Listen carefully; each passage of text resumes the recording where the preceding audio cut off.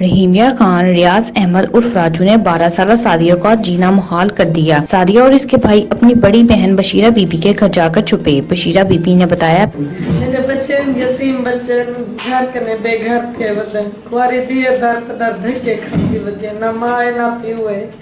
میں آپ راندیا چاکے میں دماغ جو تھی سوچ سوچتے جندیات کو نہیں گھر کنے بے گھر تھے بدن گھر لوگ کہتے ہیں ساکھو ساکر تو میرا سو انسان کو سوچوں گی کواری دی کے تھکے بن کھاوے پیو مانا تھیا کوئی دینے براولا کھنی جن سرتے ہوں نہ ورسے آنگے سے وارس خدا کا نسیوہ دیا کچھ ہی کو نہیں۔